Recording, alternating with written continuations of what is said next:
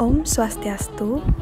Assalamualaikum warahmatullahi wabarakatuh. Kami dari kelompok 14A yang terdiri dari Indrayani, Siska Putri Utami, Gede Yoga Mahendra Putra, Nyoman Ardiatri Kairafini, dan Nadila Hibatur Rahman akan mempresentasikan mengenai stroke. Apa itu stroke? Stroke merupakan suatu sindroma yang ditandai dengan gangguan fungsi otak, vokal atau global, yang timbul mendadak berlangsung lebih dari 24 jam. Klasifikasi stroke dibagi menjadi stroke iskemik dan stroke hemorrhagic. Stroke iskemik dibagi menjadi stroke emboli dan stroke trombotik. Stroke emboli merupakan bekuan darah atau plak yang terbentuk di dalam jantung atau pembuluh arteri besar yang tersangkut menuju otak. Stroke trombotik merupakan bekuan darah atau plak yang terbentuk di dalam pembuluh arteri yang mensuplai darah ke otak. Stroke hemorrhagic dibagi menjadi stroke intracerebral dan stroke subarachnoid. Pecahnya pembuluh darah dan darah masuk ke dalam jaringan yang menyebabkan sel-sel otak mati sehingga berdampak pada kerja otak berhenti. Pecahnya pembuluh darah yang berdekatan dengan permukaan otak dan darah bocor di antara otak dan tulang tengkorak. Apa saja tanda dan gejala dari stroke? Ingat slogan segera ke RS. Senyum tidak simetris atau mencong ke satu sisi, tersedak, sulit menelan air minum secara tiba-tiba. Gerakan separuh anggota tubuh melemah tiba-tiba. Bicara pelo atau tiba-tiba tidak dapat berbicara atau tidak mengerti kata-kata atau bicara yang tidak nyambung. Kebas atau baal atau kesemutan separuh tubuh. Rabun, pandangan satu mata kabur yang terjadi secara tiba-tiba. Sakit kepala hebat yang muncul tiba-tiba dan tidak pernah dirasakan sebelumnya. Gangguan fungsi keseimbangan seperti rasa berputar, gerakan sulit dikoordinasi. Selanjutnya, apa faktor risiko dari stroke? Jadi, faktor risiko dari stroke secara umum ada dua, yaitu ada faktor risiko yang tidak dapat diubah dan ada faktor risiko yang dapat diubah.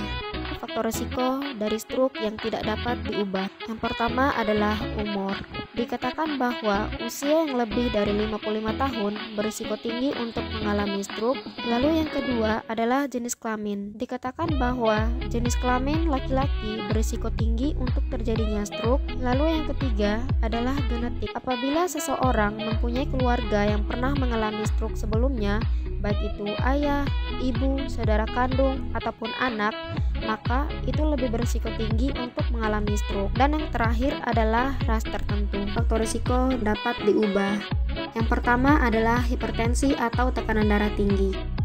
Lalu yang kedua adalah diabetes mellitus atau yang biasa disebut dengan gula darah tinggi atau kencing manis. Lalu yang ketiga adalah dislipidemia. Kemudian yang keempat adalah obesitas atau kegemukan. Fibrilasi atrium, stenosis arteri karotis, hiperfibrinogenemia, penyakit jantung lainnya pasca stroke, sickle cell anemia, hiperhomocysteinemia berisiko tinggi untuk mengalami stroke. Lalu kebiasaan-kebiasaan seperti kurangnya aktivitas fisik, migrain atau sakit kepala, sering mengkonsumsi alkohol, sering merokok, memiliki stres mental dan fisik, dan menggunakan alat kontrasepsi juga berisiko tinggi untuk mengalami stroke.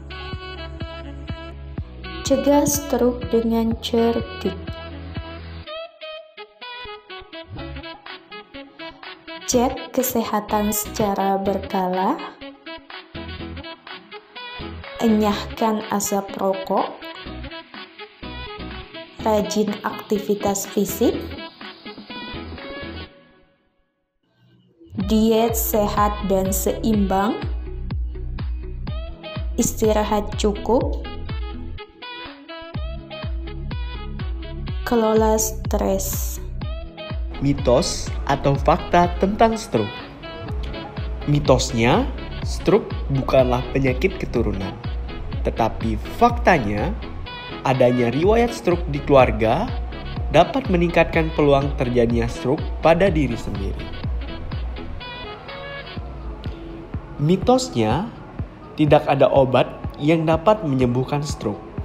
Tetapi faktanya, bila ditemukan gejala atau tanda stroke lebih dini, segera datang ke fasilitas kesehatan, dilakukan pengobatan untuk menyembuhkan stroke. Mitosnya, saat stroke tusukan jarum pada telinga, jari tangan, ataupun jari kaki. Tetapi faktanya, stroke terjadi karena sumbatan atau pecahnya pembuluh darah otak, bukan pada pembuluh darah tepi. Melakukan tusukan jarum dapat beresiko infeksi pada jarum yang tidak steril. Mitosnya, pemulihan stroke cukup singkat, hanya beberapa bulan pertama. Tetapi faktanya, pemulihan stroke membutuhkan waktu yang lama.